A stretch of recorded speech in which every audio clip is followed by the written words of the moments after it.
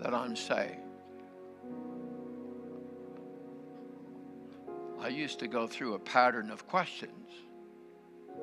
Well, did you pray? Yes, Pastor. Did you say the sinner's prayer? Yes.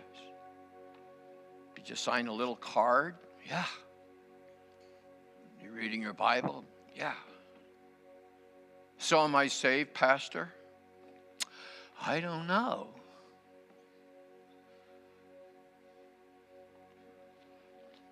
Read the book. Pray a simple little prayer. How do I know if I'm saved, Pastor? Do you love him? Do you love the Lord Jesus of this book? If you love him, then that's a beautiful signal. Because if you love him, then your whole life is bent toward him. And the wonderful thing is this. The big rule is this. Jesus said, you can do anything you want. Really, Pastor? Oh, yeah. Paul said, however, all things are okay, but not everything is expedient. Can I do this? Yeah, you can do that.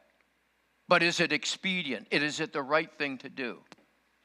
I can do anything that I want if I want to serve him.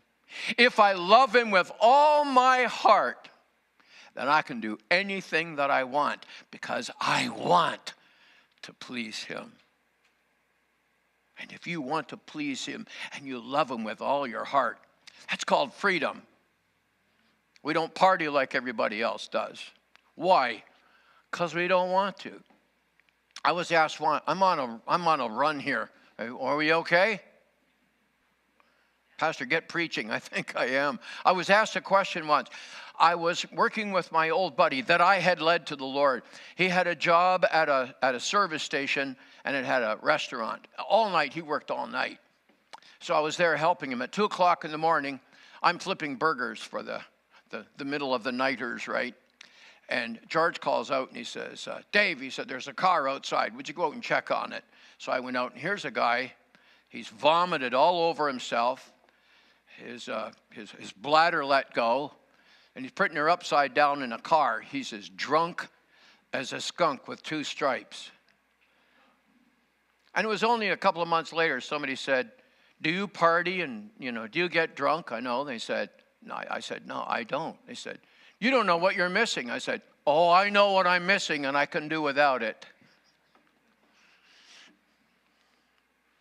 Glory to Jesus. You better say amen. I've got a joke, okay? Don't get offended. Don't get offended. Somebody said, what's it like to pastor a bunch of seniors? I said, well, the one thing I'm pretty sure, I said, I think on Sunday mornings at least, they look sleep deprived. It's a joke. It's a joke. I guess not. Okay. I've got a whole string of them. What it's like to pastor seniors. I am one. I'm close to being the oldest person in the room. I can get away with murder. I won't murder anybody. Get preaching, David. You're digging a hole too deep. A few weeks ago, I started a message, and I entitled it, Make Yourself at Home. I could go on with that title and say, Make yourself at home. But what do you mean by that?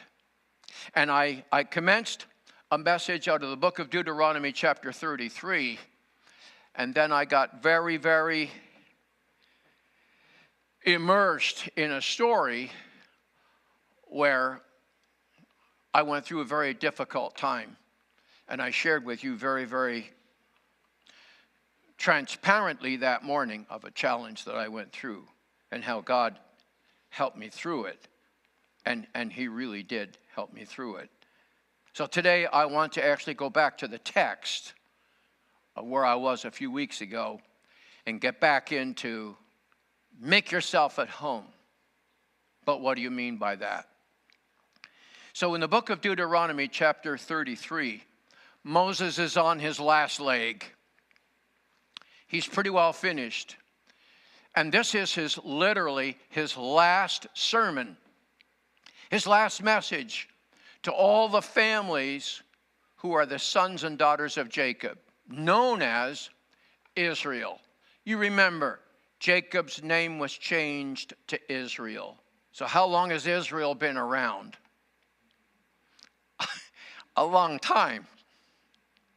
And Moses was leading the people toward the promised land, but he was not allowed to go into the promised land, and that's not the focus of the service. He was not allowed to go in. And so the Lord's Spirit is upon him, and Moses is truly a prophet. He's known as a prophet. We speak of Jeremiah and Isaiah and we speak of them in Ezekiel and Daniel. They're prophets. No, Moses was an authentic prophet.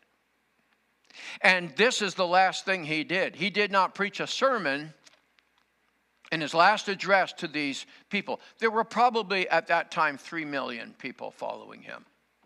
That sounds preposterous, but that is a number that's considered conservative. It's based on how many years that the children of Jacob, of Israel, lived in Egypt, confined by the Egyptians, and then how they were set free. And there's just so much evidence that there was a lot of people. How could he speak to so many millions of people? I can't answer that. But he managed to do so. And if anything, he had the chiefs of the families, known as tribes. If nothing else, he would have had them sort of like in the front row, so to speak. So that they, in turn, could call their tribe together, their family together, and they could pass on. This is what Moses, in case you missed it, this is what Moses told us about our family and our tribe. He literally prophesies over each of the tribes, and we're not going to read the 33rd chapter of Deuteronomy. You can read that in your own time, but I'll just read the last one. It says in verse 26, and to Asher, the tribe of Asher, this is what Moses said. Asher is most blessed of sons. Let him be favored by his brothers. Let him dip his foot in oil. Your sandals shall be iron and bronze. As your days, so shall your strength be. So that's his concluding message. That's his concluding prophetic word. With this exception, he paused, I believe. And now he's not speaking to Asher. He's again addressing all 12 tribes. And these are his words now, the umbrella over all of them. And he's basically saying, don't forget. They're about to face people that are going to be antagonistic. The land that we know now as Israel was occupied by Canaanites. They had conquered it. And they were not going to take this sitting down. And so each one of them had their own little tin god. And back in those days, all of those countries had their gods. I was reading again this week about how Jacob is taking his 2 wives, Leah and Rachel, and leaving them and going to try and anticipating having to face Esau. And it says those 2 women who were his wives stole Laban, and you got to trace back who Laban is. He's a relative of Jacob, going back some. And so it says that these girls took their daddy's gods and put them in their packs for the journey. And then Laban goes to talk to his gods, honor his little tin gods, and he can't find them. And he says, that rascal Jacob, he's taken them. And so he pursues him. It took him a couple of days to catch up. He says, you stole my gods. So you see, there were these concepts where everybody had their little god. And these 2 girls, these women that Jacob married, they were idolaters. They had their little gods. They took their little gods along with them. This is the gods of my daddy. I need this kind of protection. So everybody took their god. So here's Moses prophesying over these tribes and saying, we're all, because of our historical times, and because we were with the Egyptians, we had little gods we brought with us from remember the golden calf? That was a reflection of what they had learned from the Egyptians. Continuously, they were pursuing other little gods. Because you see, the little gods that they could take care, they could look at them, they could play with them, they could manufacture extra little copies of them, kind of like a four-leaf clover, kind of like a rabbit's foot. Have you seen a three-footed rabbit running around this town? Somebody is lucky. And so they would have all of these little treasures that they would rely on. And so all of these little gods, there are thousands, there's millions of gods. And here's Moses, and he says to these people, there's no God like your God. When armies come out to tear you apart, they'll come carrying their gods. Don't you worry about those gods, because there's no God like your God. Then he goes on to describe your God, our God. There's no God like your God, the God of Jeshurun. That word we're not familiar with. It's a term of endearment. The God of Jeshurun. He says, he rides the heavens to help you. And I went at some length when I spoke this a few weeks ago about the fact that it seems like a theological challenge that God is going to run on a chariot in the heavens to get to us. But we know from Scripture it is a clear theological truth. He's everywhere. So if he's everywhere, why does the Scripture say he will ride the heavens to get to where you are if he's already here? Lo, I am with you always, even to the ends of the earth. I will never leave you. I will never forsake you. Those are promises that we have. But there are times when we feel like, where are you? Or in my case, as I rendered to you a few weeks ago, and I can't go down that path again, I can become very emotional. I was so distraught. I was in such a turbulence. I was in the midst of a tsunami. I was drowning. I was dying. And I screamed with all my might, where were you? Where were you? Why didn't you stop this? So we have a biblical truth here. He's omnipresent. He's omnipotent, all-powerful. He's omniscient. He's all-knowledge. But he is omnipresent.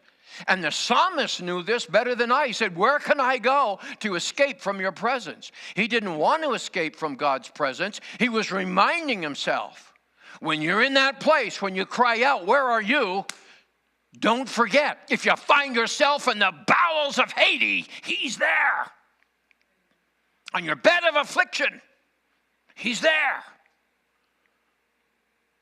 People fear apparently dying alone.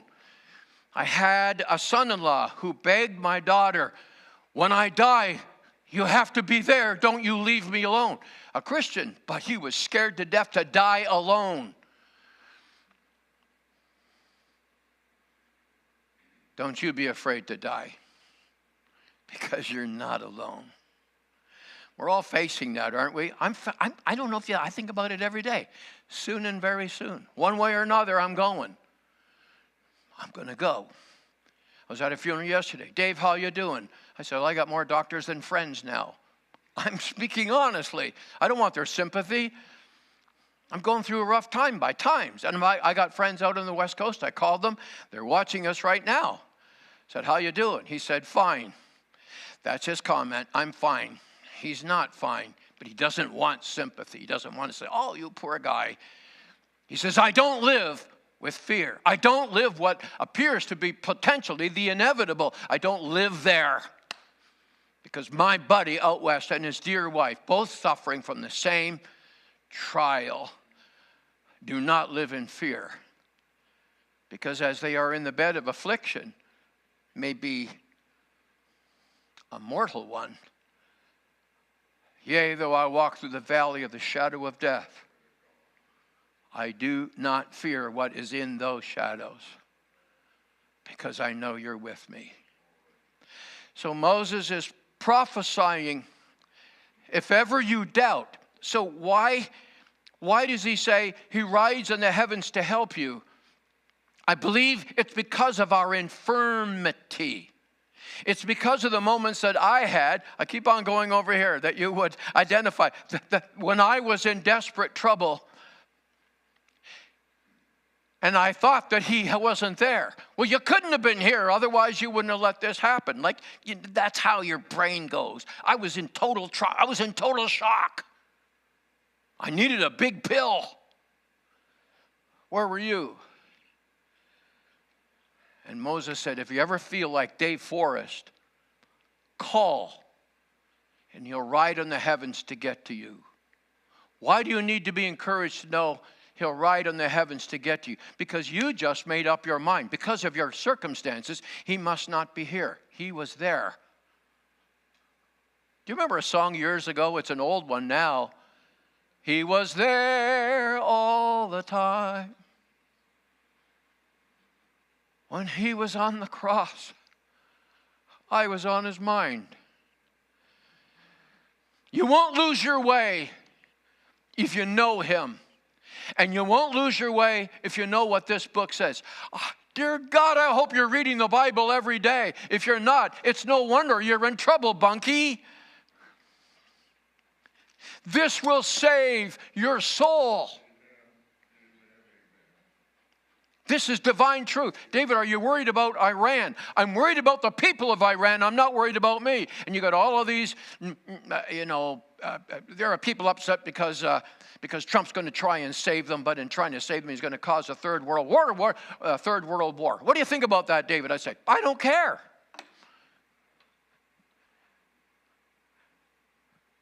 Because I know whom I have believed, and am persuaded that he is able to keep that which I've committed unto him against that day. Is there war coming? Of course there is. Are you worried? Why would I worry? Hey, have you read the truth? At the end, we win. We can't lose. He rides in the heavens to help you and to fortify it and come down on it again. Like the wording now is, he doubled down. You know, you've heard that word, right? Well, he doubled down on that. Here's a double down. He rides in the heavens to help you, and in his excellency, he's coming on the clouds. So now we have God above us, right? He rides in the heavens to help us. Because we were worried he wasn't here at all. Well, he was here, but I was confused. So he says, if you get confused, remember, I'll ride the heavens to get to you. So he's above me, but he's below me. On Christ the solid rock I stand. David, why do you like the old hymns? Because they're full of this. On Christ the solid rock I stand. All other ground is sinking sand. All other ground is sinking sand. So he's above me, but he's below me. He's beneath me. He's there. Then he goes on in his prophetic word. Don't forget this. The eternal God. That's rich. Eternal God. Hey, Muhammad, how old is your God? Well, they thought him up about the year 700. 700 years after Jesus rose from the dead, the Quran appeared. How old is our God? He's called the Ancient of Days. The Alpha and the Omega, the beginning and the ending. Your God was not created in a nice little thing that you make candles in, or you make pottery. When I was in India, this shouldn't trouble anybody, I hope it doesn't. When I was in India, I sat and I watched so much going on. There were so many gods there. You can order gods there. You can order gods. You can order them. And so I talked to an old gent. He said, I remember, he said, before Christ came into our life, I was there preaching a crusade, and in the daytime I was preaching in a Bible college. in a city called Coimbatore. And I said, talk to me, old man. What was it like years ago? He said, I can remember wagons going down the street. Wooden wagons, wooden wheels, and an oxen would be pulled, and this guy would be calling out, and I don't know what the wording would be, but basically it would be, gods, I got brand new gods. They're still warm, just out of the oven. Selling a loaf of bread. I'll take one. Oh, my mother-in-law's here. I'll buy one for her and cheer her up. You could just buy God. And he told me the story of a friend of his who was a God maker. I love it. And he said he got saved. I said, and what was the outcome? He said he pulled out his oxen, cleaned off his shelves, and put all of the gods that he had made in his cart. And as he's going through the streets of the city of Coimbatore, he's smashing the gods on the road. And somebody called, you can't do that. And he said, I made them, I can break them. Don't forget, your God is the eternal God. I don't watch TV, I watch YouTube. And sometimes that's not even a good place anymore. Who do you trust? But it was scientists. And they were talking about a couple of satellites that were launched in the early, I think it was the early 70s. And they launched this rocket, and they sent out 2 satellites. One was to go and check out, I think it was Saturn and one other planet. And the other one was kind of like to go on further. And they made these things at the time with what they thought was a life expectancy. They thought they'd go for about maybe 2 or 3 years and report back about Saturn, what's going on, how's everybody there. And but they said, it's amazing. The dumb things are still working. We're still getting messages back. We thought that they would just turn into dust a long time. No, they're still working. And it says we're finding out things that we never knew. Now we know that what we had taught in universities years ago about the universe, that was horse feathers. We were totally wrong. We were totally wrong. Because these little satellites are out there somewhere, millions of miles away. I guess it's kind of like watching a Saskatchewan farmer whose dog runs away, and the land is so flat you can watch that dog for days. Pretty boring country, nice wheat fields, but boy, it's flat. These satellites, and when you look at what the satellites are looking at, the number of stars out there, because we're looking at it from such a distance, it's just a maze. It looks like the stars are just a great big jello, that they're just solid. They're not solid. They're millions of miles apart. But to our eye, so-called, through this mechanical business, it's a miraculous business, we're so far back that the stars are actually sort of like, about distance, things can come together. How many stars out there? Don't worry about how many millions of stars, honey. It's how many galaxies are out there. It goes on and on and on and on. And I sat there last night and I wept as I watched it. How big is God? How big and wide has vast domain? To try to tell, my lips could only start. He's big enough to rule the mighty universe, yet small enough to live within my heart. He's the eternal God. Any scientist who denies God has been either smoking or drinking something he should have stayed away from. Energy cannot be created or destroyed. That's the problem the scientist has. They know it can't be created, and they know it can't be destroyed. So when did it begin? And how did it begin? We don't know. But you definitely came from a pollywog in the Pacific Ocean. We know that. He rides in the heavens. He's eternal.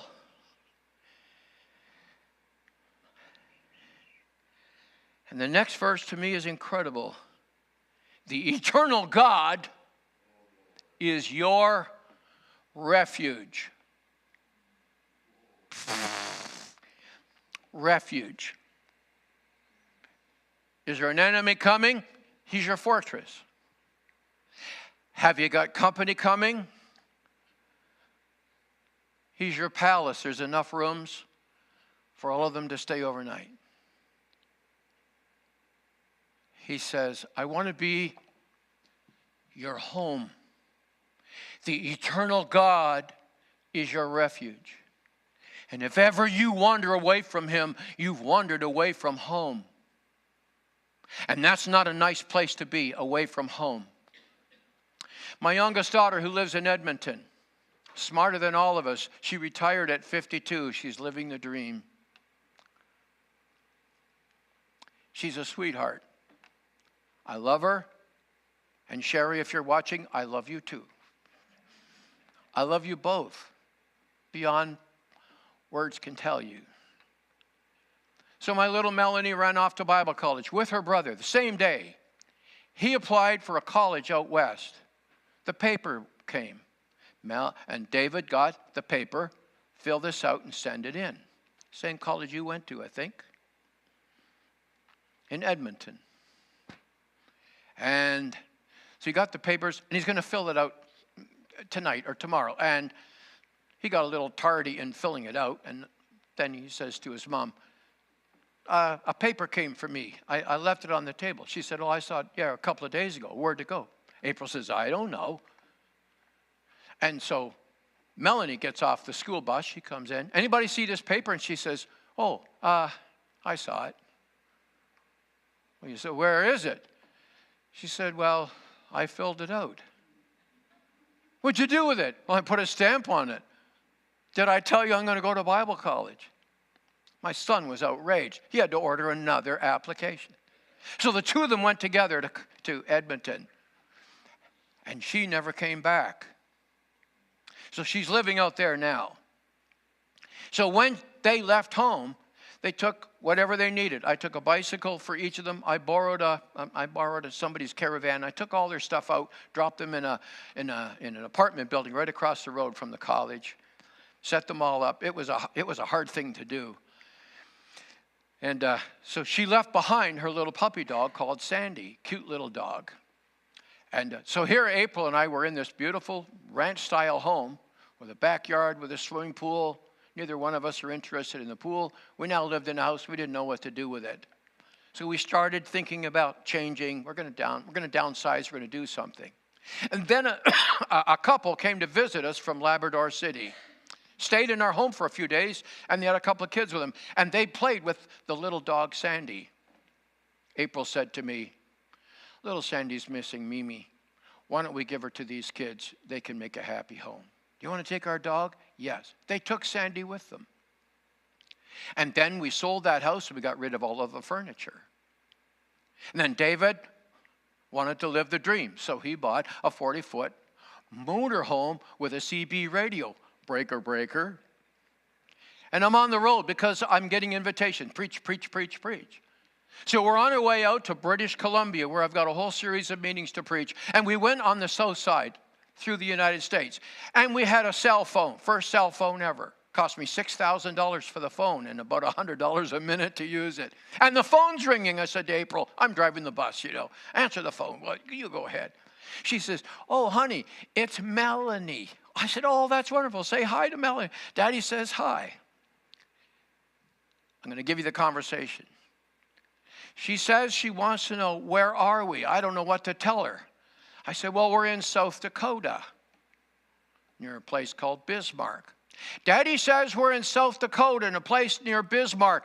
And little Melanie, who's got a little bit of an edge on her voice, says, so is that on the same planet I'm on?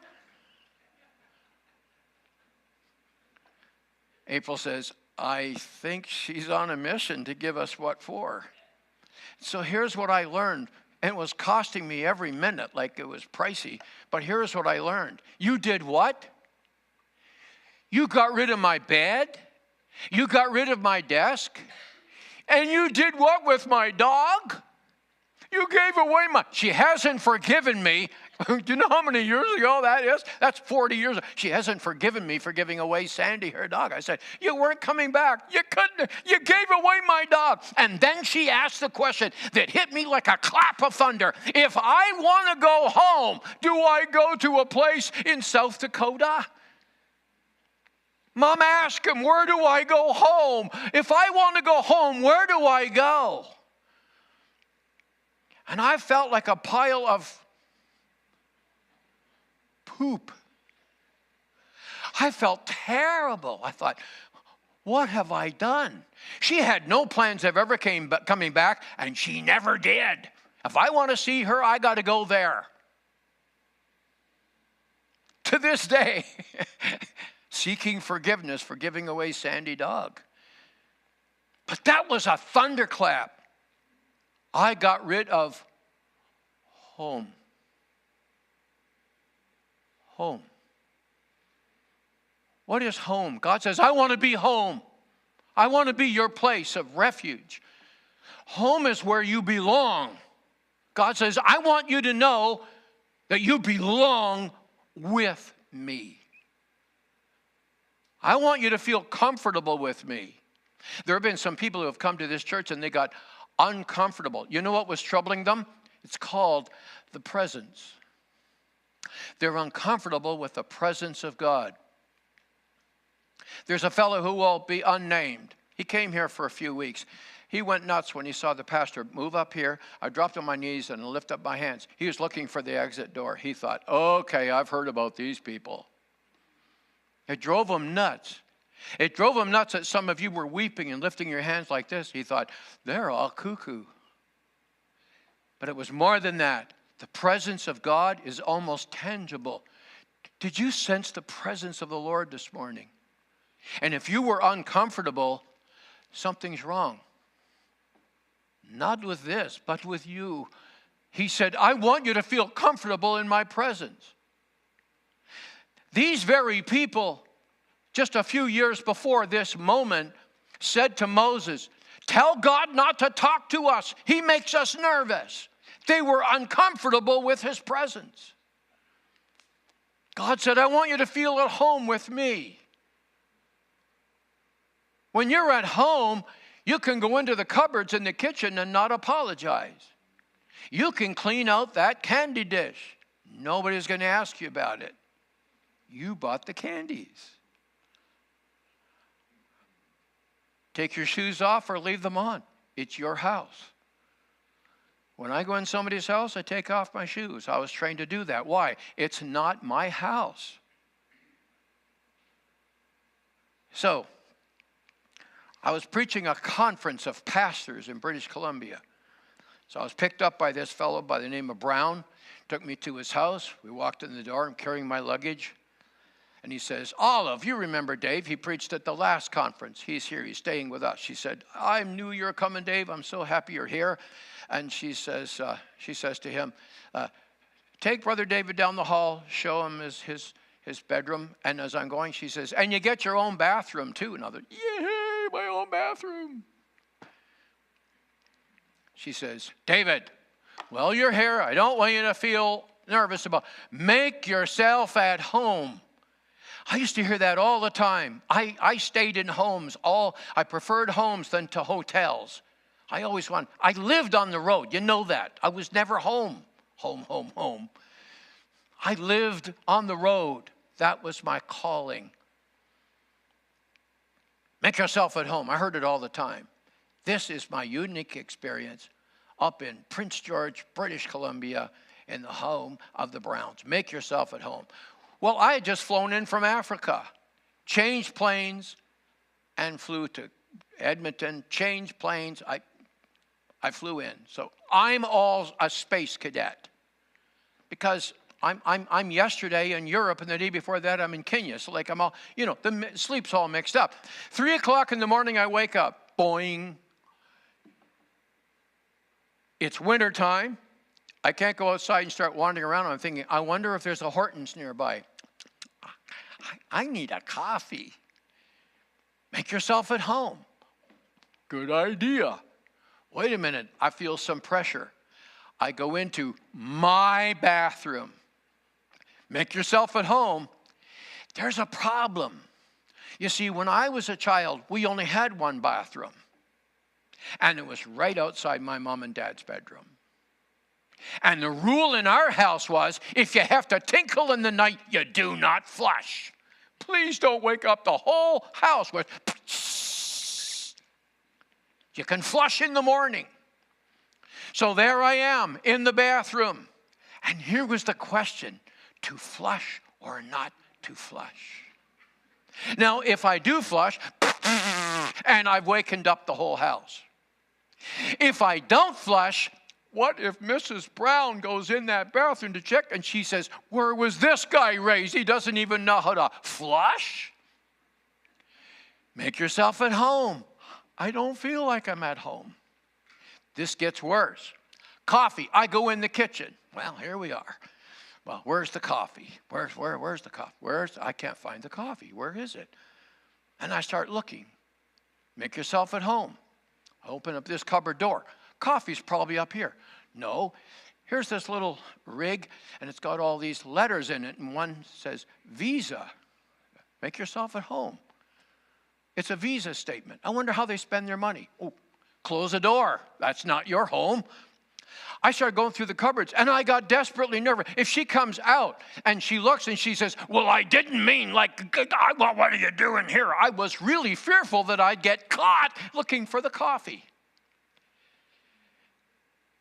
I finally looked in the dumbest place ever, but I had checked everything else.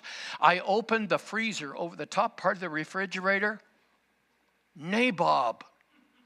What woman in her right mind hides the coffee in the freezer and says, make yourself at home? How many hide your coffee in the freezer? Aha! Filters.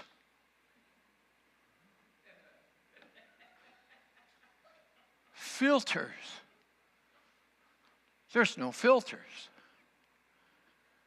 I remembered something. I'd never seen this before. In my bathroom, the toilet roll was pink.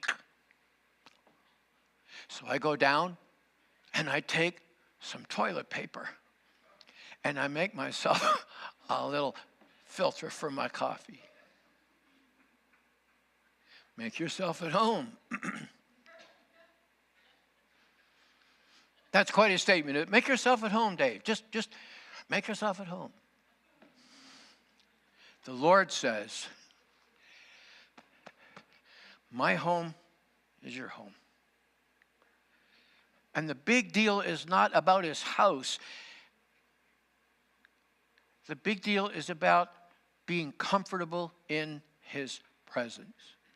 And the psalmist said, take anything you want from me, but please, I beg you, don't take away from me your presence. I need your presence. They can torture me. They can threaten me. But if I have your presence, I can be sustained.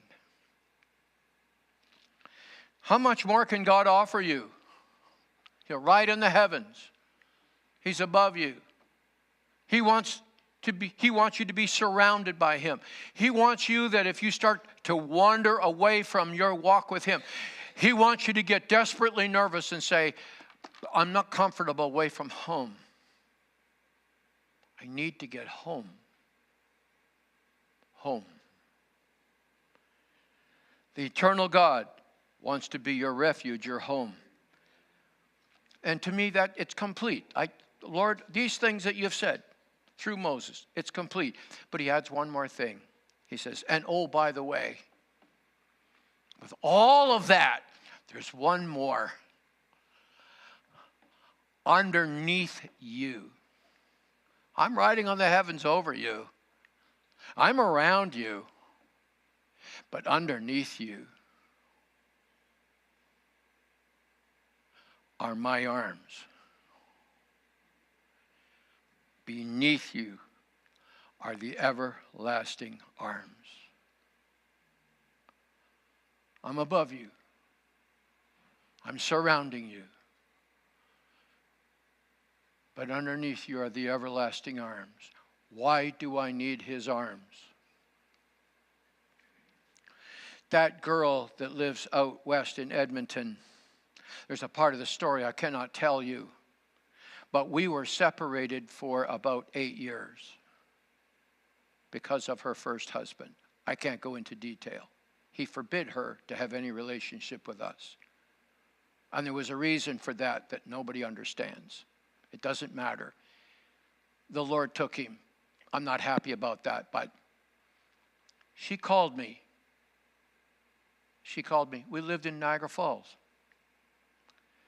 She phoned me and she's crying on the phone, crying convulsively.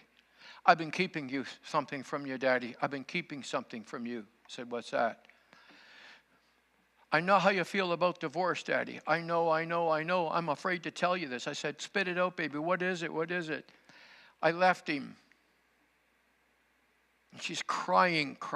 She says, Daddy, I know that's going to be a disappointment, but she said, I couldn't take another minute of it. I couldn't sleep. She said, he went crazy. He's always threatening to take his own life. I'm going to kill myself. If you don't do this, I'm going to kill myself. Always threatening to kill myself. She said, I couldn't sleep. She says, I was losing my way at work. My bosses were wondering about me, but she says, Daddy, I can't sleep for this guy. So I've left him. Are you disappointed in me? I said, no, I love you with all my heart. The following morning, I was on an Air Canada flight. I hadn't seen her for 8 years. Hadn't heard her voice for all that time. I went to you're going to be impressed. I went to Costco. They sell flowers pretty cheap. Well, I could have afforded to go to a regular florist, but I mean, here's Costco right here. So I bought her I'm pretty near cleaned off the shelf. I bought roses. And then I went to some store and I bought some kind of a vase. It wasn't an expensive vase.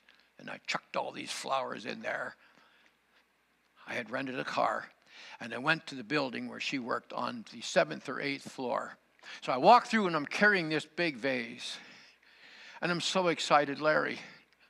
My baby girl needs me. She has no idea that I'm here. None. But a guard stopped me. Hey, where are you going there, buddy? I said, I got to make a delivery somewhere upstairs. Maybe you can give me some direction. I got to find my daughter. He said, I don't know who you're looking for, but you're not going to succeed in that today. I said, you're talking to her dad. You got to be bigger than you are right now. Like, you're not stopping me. He said, I'm stopping you, whatever it takes. He said, if she's your daughter, you'll appreciate this. I'm here to protect her. I don't know who you are. Why would I let you go up there? You could be a terrorist. You're not going. I said, I came all the way from Toronto, Canada. I brought my daughter flowers. I have to see her. He said, sorry. And then I got this brilliant stroke. I said, wait a minute. Do you ever get deliveries? Like somebody comes in? Yeah. I said, and does somebody have to sign for it? He said, you really are her dad, aren't you? I said, sir, I'm on a mission today. I have to deliver these flowers to Mrs. Melanie Ball. I know I can't go in, but I have to have her signature, sir. He said, I hear you clear. He gets on the phone. Mrs. Ball, you've got a delivery and you have to sign for it. All of a sudden I saw this elevator. It was a glass thing, right? And I saw it coming down. I was so excited. She came off the elevator. She's not very tall. She's like her mom. She's got to have hymn books to see over the rest of the crowd. Step up. So she's coming. She can't see me. And I'm making sure she can't see me. I'm holding the roses up in front of my face, but I'm looking through them, see. And all of a sudden, I put the roses down because she's right there. And she shrieked. These are the words that came up. She yelled, that's my dad! And she ran and she threw her arms around me me. And she clung to me like a cat that was scared.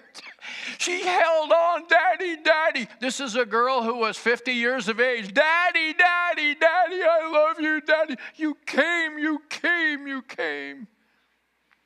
She had called to say, I'm afraid to call you to tell you about my marriage breakup. She's worried about how I respond. The fact that I showed up with roses told her, come to Papa. He wants you to be comfortable with him. If you're living a life that's not accurate and you're not walking the line, don't avoid him, but run for him. His arms are like this. Fast story, fast. Talk fast, David. I shouldn't do this because my time's gone. David, we like it when you go on. No, you don't. Wait. So my young son is this big, and I'm supposed to be looking after him. It's a sultry afternoon. April's gone shopping. I put him to bed for his afternoon nap. I go to sleep. When I wake up, he's missing. I went berserk looking for him because he's gone out the back door. The back gate is unhinged, and he's gone. It's a hot day. I run out. There's nobody anywhere. Everybody's in the house or in the shade somewhere. There's nobody on the street. Where'd my kid go? I got in my car, and I'm asking people along the street, which way should I go? Did he go that way? Did he go there? Where did he go? Where did he go? Where did he go? And this kid doesn't know. Like he's a little wee guy. But I remember he'd been wearing a shirt that said, I'm the boss. And I found these two girls on Queensdale in Hamilton. I stopped and I yelled. I said, have you seen a tiny little boy? And the one said, is he wearing a blue shirt that says, I'm the boss? She said, I thought that was so cute. I said, where is he? She said, he went down that street. So I'm on the trail. I run down that street. The next street is a busy street. And as I look down that way, I see the blue shirt. I turn my car, and as I'm going that way, there's another car coming. And not just the blue shirt, but there's two boys with him, much bigger than him, and they've each got a hold of a hand, and they're swaying his little body like this, and they've taken him out onto the pavement, and as that car's coming, they threw him into the path of the car. But the driver was very keen. Stopped the car. Now I'm on the scene. I jump out of my car, and he, the other driver, seeing that I'm on the spot, he drove off. Two boys knew enough to get out of the way.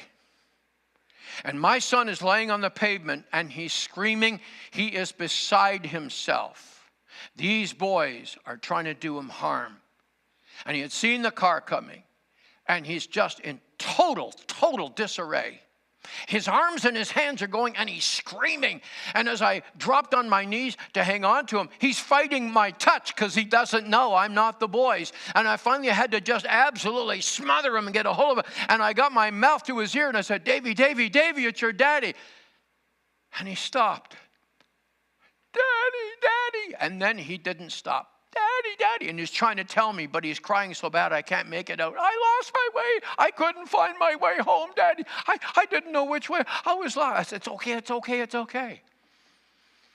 Got in the car, and now what do I do with my son, who's almost delirious with fear? Take him to the park. He loves to swing. No. Where'd I take him? Home. Why?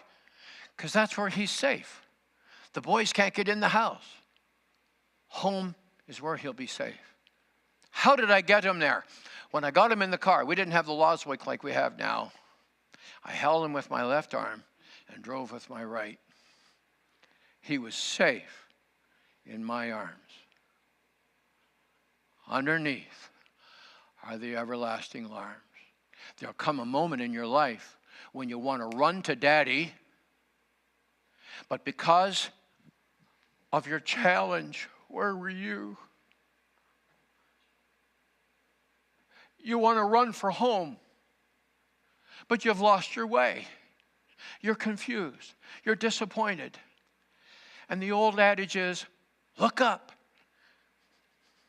Moses said, look down, because underneath you, Larry, are the everlasting arms. And the invitation this morning, Ed, is, are you in trouble?